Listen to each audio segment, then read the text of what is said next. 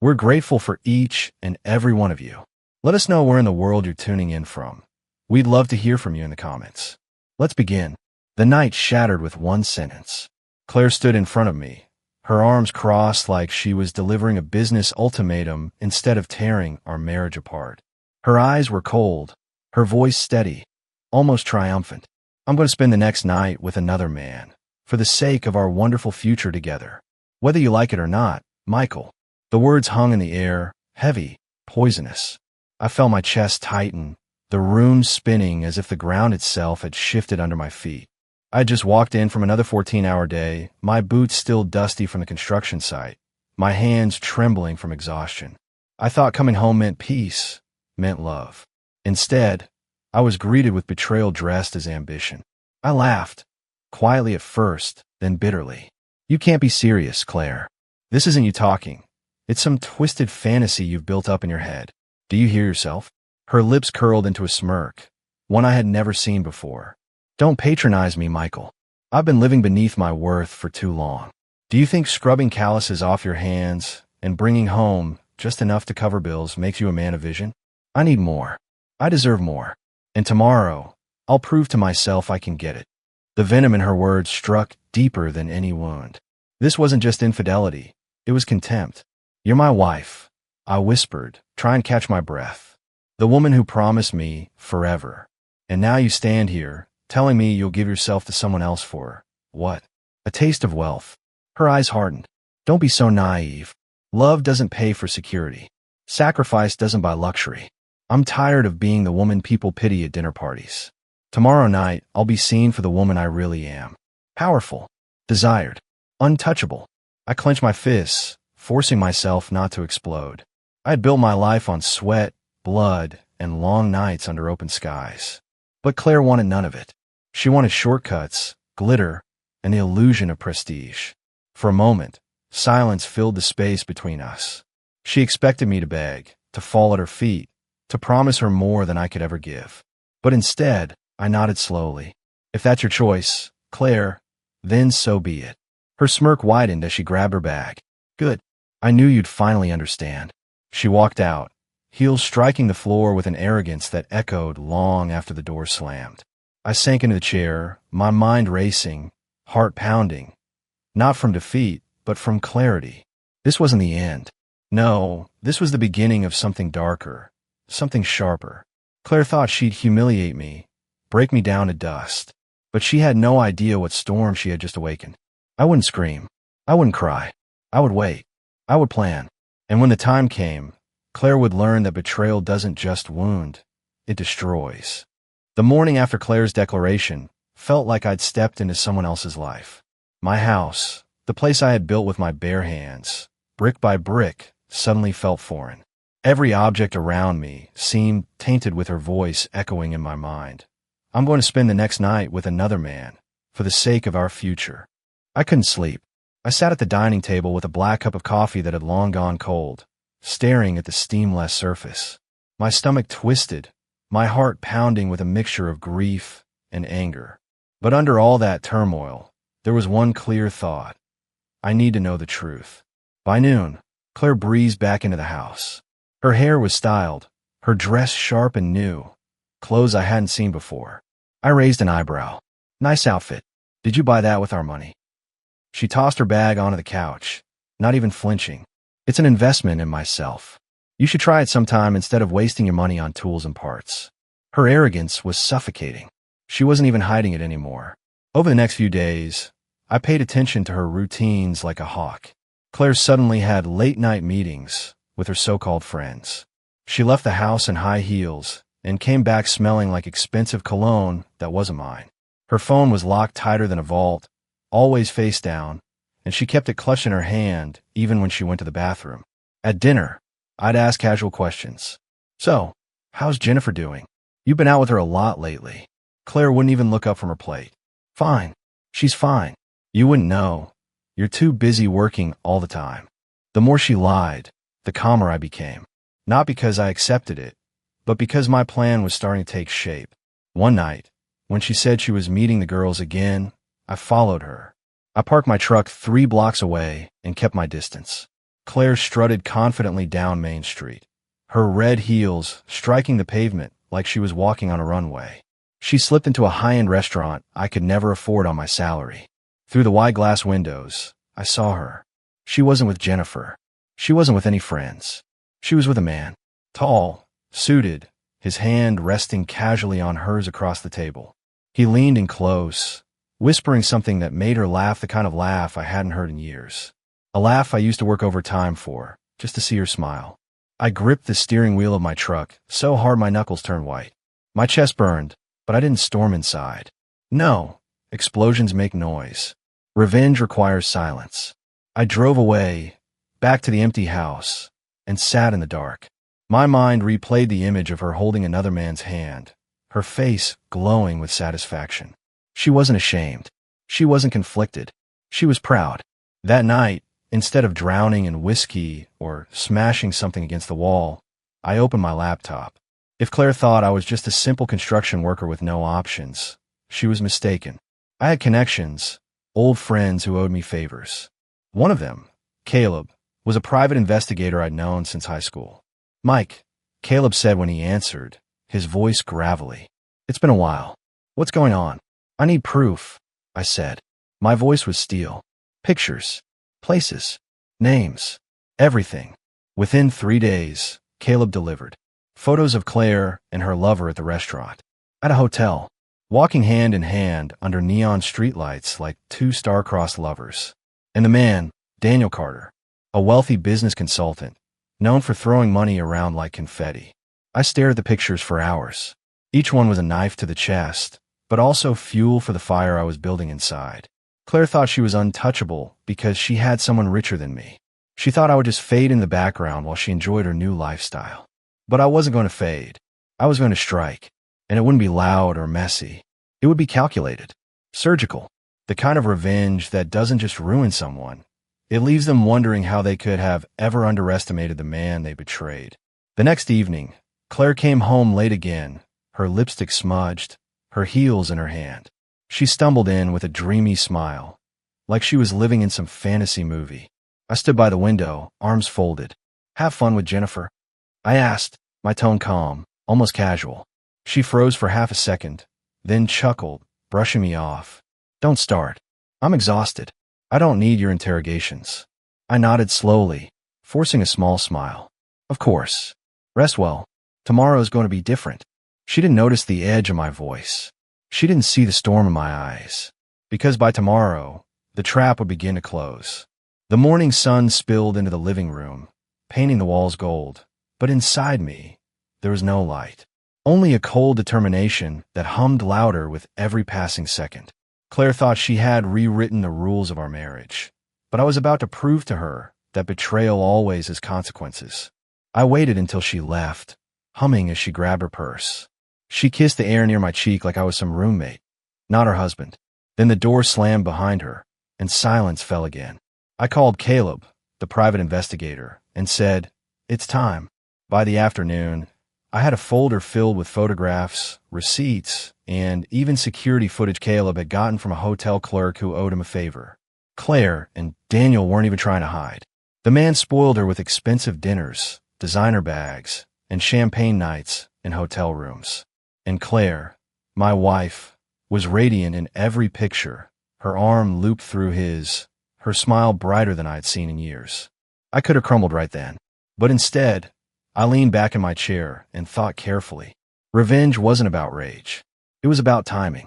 That night, Claire came home later than ever. She walked through the door with the scent of Daniel's cologne lingering on her skin. I didn't confront her. Instead, I asked calmly, "Want me to make you something to eat?" She looked at me suspiciously, but shrugged. "Sure, I'm starving." I cooked her favorite, steak and roasted vegetables. I plated it neatly, poured her a glass of red wine, and watched her eat with satisfaction. She thought she'd won. She thought I'd accepted my role as her backup, her financial safety net, her silent shadow. But every bite she took brought us closer to the stage I was setting. 2 days later, I invited her to dinner. "At home?" she asked, arching an eyebrow. "No," I said with a smile. "Somewhere better. I want to remind us both what it feels like to celebrate." She hesitated, then nodded. Fine. Just don't embarrass me. I booked a table at one of the fanciest restaurants in town, the very same place I'd seen her with Daniel. It cost me more than I should have spent, but this wasn't about food. This was about theater.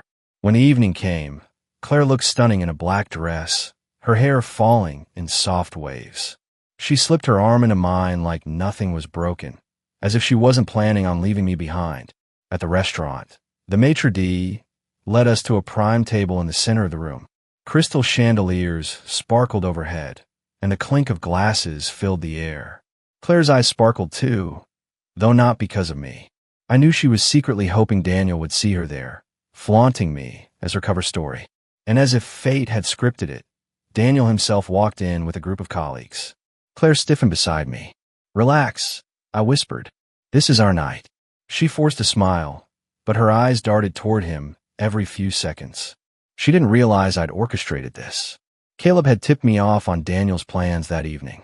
We ordered wine, laughed over appetizers, and I played the part of the devoted husband, showering her with compliments. Everyone around us saw a couple madly in love. But inside, my heart was cold steel. When the main course arrived, I stood and raised my glass. The restaurant hushed slightly, the way it always does when someone makes a toast. Claire looked up at me, a bit confused but still smiling. "To my wife," I said warmly, my voice carrying through the room. "The woman who has taught me the true meaning of ambition." She flushed, nodding graciously, though her hand trembled slightly on her glass. And I continued, letting the words cut through the air like knives. "To her remarkable ability to juggle her husband at this table." I gestured toward myself, and her lover sitting just 10 feet away. A collective gasp erupted from the diners. Heads turned toward Daniel, whose face drained of color. Claire's smile froze, her lips parting in shock. "Michael, what are you doing?" she hissed, her voice sharp with panic. I leaned down, my voice low enough for only her to hear. "I'm showing the world what you've shown me in private." Cameras came out, people recording the drama, whispering, staring. Daniel shifted uncomfortably in his chair, his colleagues glaring at him in disgust. Claire slammed her glass onto the table, her face pale. "You've lost your mind." I straightened, my expression calm, controlled. "No, Claire. I've just decided I won't be your shadow anymore." The manager hurried over, whispering that we should take it outside. I nodded, tossing a few bills on the table, and walked toward the door. Claire followed, her heels clattering like thunder. Outside, the night air was cool against my burning skin. Claire grabbed my arm. "How could you humiliate me like that?" I turned slowly, meeting her eyes with a steady gaze. "Humiliation? That's rich coming from you. You humiliated me the moment you chose him over us. Tonight was just a preview, Claire. The real show hasn't even started." Her lips trembled, her bravado cracking for the first time. "What do you mean?" I stepped closer, my voice like ice. "I mean that everything you've done, every lie, every late-night meeting, I've got it all. And soon, everyone who matters to you will too." She staggered back, her face draining of color. "You wouldn't." I smiled faintly. "You told me I was too weak to give you the life you deserve. But strength isn't about money, Claire. It's about knowing when to end the game. And your game? It's over." I left her standing there on the sidewalk, trembling in her designer dress, while the city lights flickered behind her. For the first time in weeks, I felt something close to peace. But it wasn't finished. Not yet. Because the next phase of my revenge would strip away everything she thought she had gained, and leave her with nothing. The city has a way of swallowing secrets until someone decides to cough them up. I spent the next week feeding the rumor mill exactly what it needed.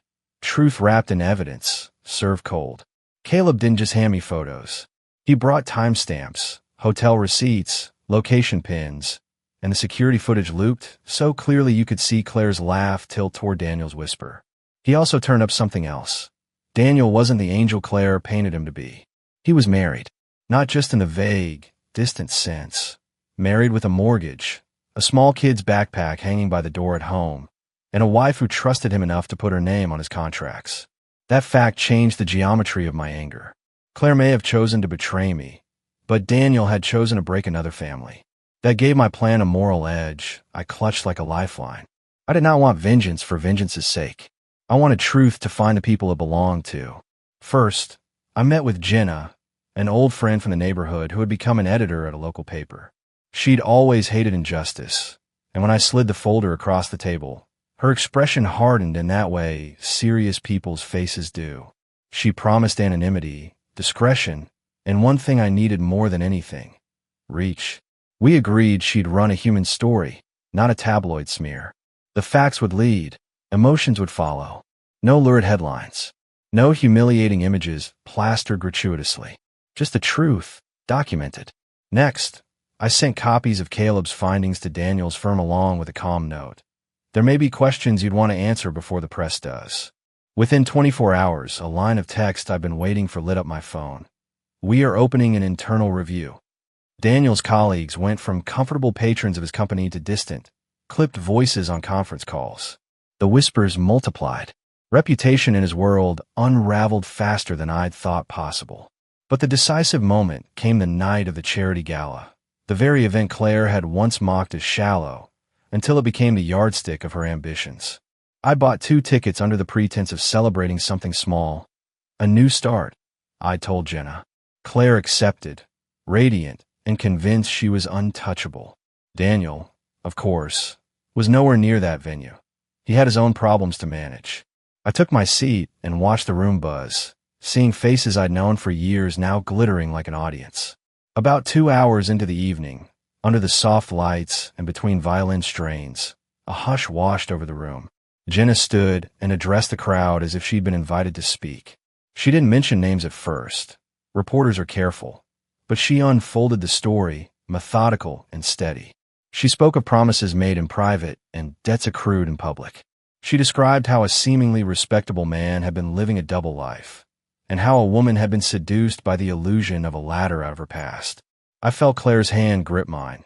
She was pale and shocked because she had not expected her private constellation to be cataloged so publicly. When the reporters' questions came, they came like a rainstorm. Phones buzzed, messages pinged, and a dozen little lights blinked at once. Claire's father read an excerpt sent to him by a friend and left mid-speech, his face shut to the room. Daniel's firm sent an official statement. Someone snapped a photo of Claire standing by the bar, and it slid into my inbox within minutes. One image, no captions. It was enough. The fallout was not instantaneous for everyone, but it was inevitable. Daniel's wife called him at midnight. His firm suspended him pending review. The neighborhood that had once fawned over Claire's new heels now treated her with a brittle courtesy reserved for those with fresh scandals. Invitations stopped coming. Her mother's texts went unread. The woman who had wanted security and luxury found the door she thought would open slammed shut. When I served the divorce papers, Claire's hand shook. She tried to make it about me, about pride or cruelty. I could see the bargaining behind her eyes. An apology, a promise, a plea. I listened and, for the first time in months, felt almost pity. That tiny emotion surprised me. I had wanted to break her. What I ended up wanting was to be free of the thing she turned our marriage into. We negotiated quietly. I protected what I could. I wasn't interested in punitive settlements designed to bankrupt her. That kind of victory is hollow. My revenge had never been about money. It was about truth and the reclamation of myself. I walked away with fewer possessions, but with something that couldn't be counted on a form.